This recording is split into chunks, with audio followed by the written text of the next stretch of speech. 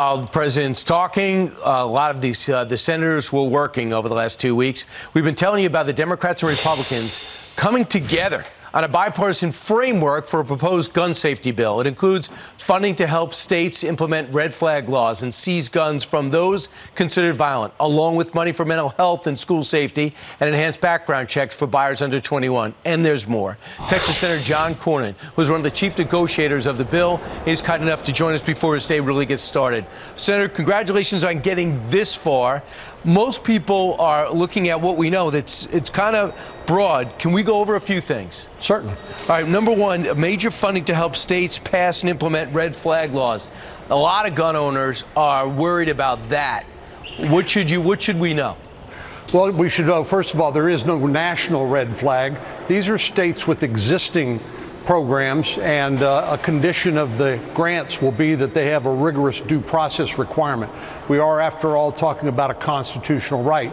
But the goal is to keep guns out of the hands of people with criminal backgrounds and people with mental health problems, which is the current law. And this will be, I think, hopefully other programs designed for crisis intervention, I think, would also qualify under this grant program as well. All right, so you say funding for mental health and school safety. So that would be an additional school safety experts? Would there be psychologists dispatched to schools big and small?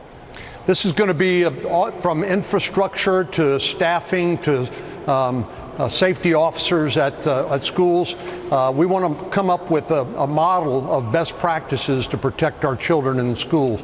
No parent should have to send their child to school fearful that they will not be safe. No child should go to school fearful for their own safety, and that's what that is focused on. Which is interesting because the president never talks about hardening the target or school safety, but it's in there. The boyfriend loophole, can you expand on that? Domestic violence is a disqualifier under current law. If you have a felony conviction for domestic violence, you can't legally purchase a firearm under the existing law. This would extend it to misdemeanor domestic violence offenses. We're still working through the details of that. But as you know, a lot of people have a non-traditional relationship. It's not they're not married, but they basically are partners.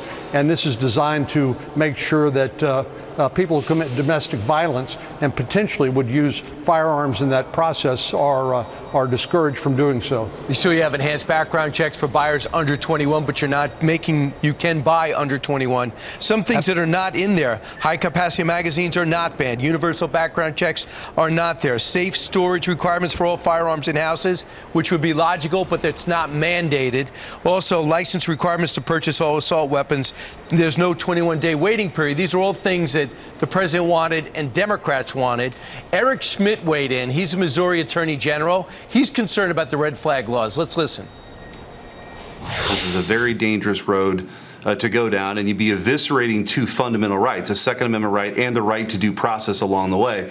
But the red flag laws are nothing more than a green light for gun confiscation. And why in the world would we give more power to the same people who are willing to arrest folks in the name of safety in an emergency for taking their kids to a playground during COVID and locking down businesses and creating a ministry of truth? Why wouldn't we believe that these folks are going to weaponize red flag laws to punish their political opponents?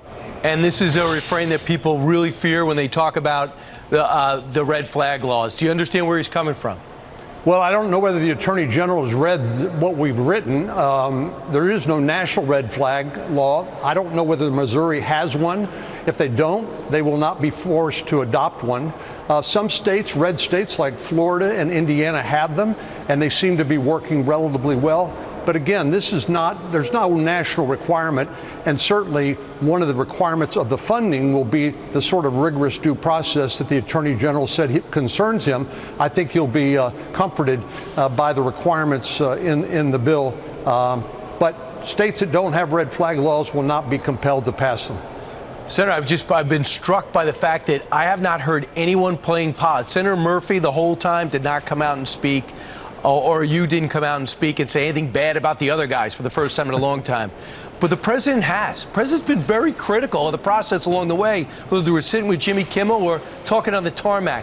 Has it been hard overcoming that? No, we just put our heads down and work together. Senator Murphy and I come from very different places. He's from Connecticut, a blue state. I'm from Texas, a red state, where guns are common and people know how to use them responsibly.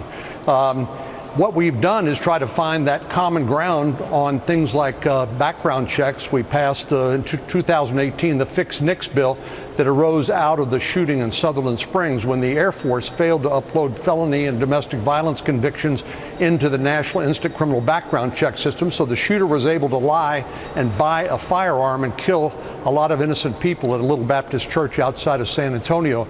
So we've found a way to come up with good policies enforcing the current law and respect the right, the fundamental right of law-abiding citizens to keep and bear arms. Wow. So we'll see what happens over the last, what do you think, 2 weeks to complete? Yeah, my goal is to get the text done this week and then to get it on the floor next week. I talked to Senator Schumer this morning. He's good with that, and we're grinding away. All right. Impressive so far. And Senator Mitch McConnell is in support of what we read. Senator, thanks so much for joining us. I appreciate it. Thanks, Brian. You got it. Senator John Cornyn on the latest in this gun reform. Meanwhile,